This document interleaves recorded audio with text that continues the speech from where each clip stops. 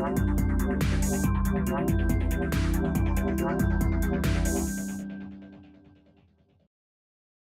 dream of space travel is shared by many people, across many genres: sci-fi, drama, horror, and even gaming. Never before has a game given so much power to a player when it comes to determining their fate in the harsh vacuum of space.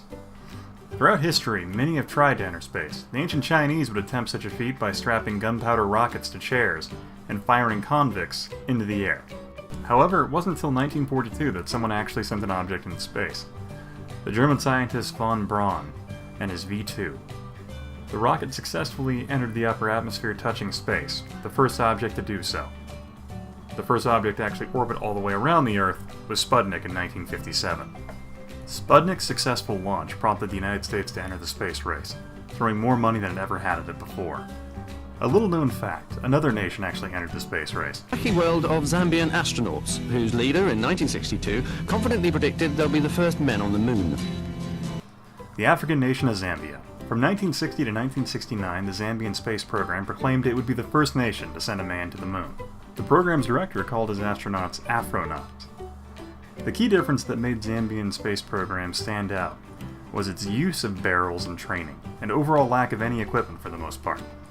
The barrels would be set up at the top of hills, and then the training Afronaut would be placed inside the barrel and then rolled down the hill to test his G-force tolerances. The Zambian program did have a single rocket.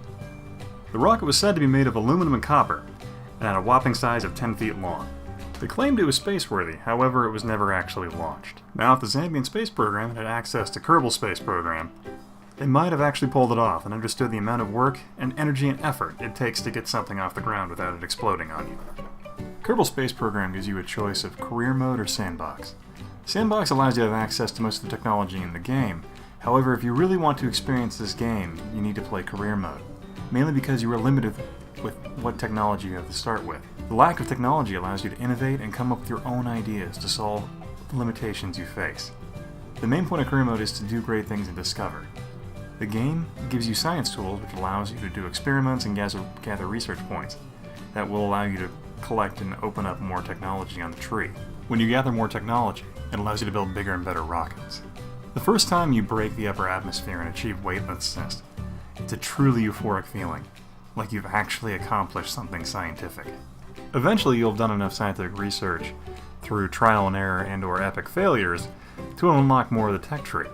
That will allow you to do more complex missions. The missions I really enjoy are the ones where you make your way to the moon.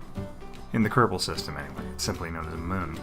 But the skill required to make this journey is right around where I'm comfortable. There are many players who can do incredibly complex trips where they make entire rounds around the solar system with one ship they built and assembled in orbit. Unfortunately, I do not share their amazing skills nor their piloting abilities. So in many ways I fall into the Zambian camp of space travel. Set a lofty goal and try for it. Only after expending the lives of countless brave Kerbals did I learn how to conquer the trip to the moon. Strangely, watching hours upon hours of Star Trek did not help me learn how to master orbital mechanics, but talking with people who are good at math actually did. But I'm going to say master in quotes, but moving on. The Apollo missions to the moon were a giant step forward for mankind, and the journey to the moon is a truly amazing event in human history.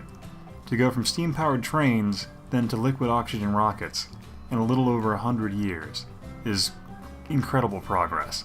Despite the fact that the moon is over 300,000 kilometers away from the Earth, a trip to the moon only takes about 3 days. If you were to drive that in a car at standard highway speeds, it would take over 100 days of continuous driving. The Apollo missions would take about 3 to 4 days of travel time, because the spacecraft actually had to slow down before it could enter lunar orbit, because of the incredible speeds the craft was traveling at.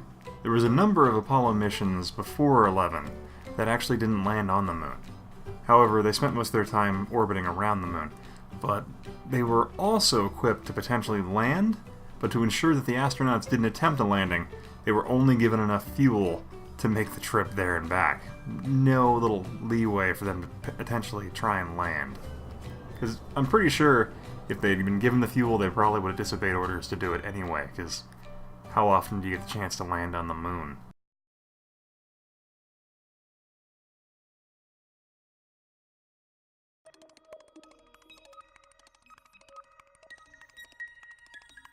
But now that we've made it to the moon, all we have to do now is return home and reunite with your family. Bill, we need to talk. I'm pregnant. And it's Jeb's.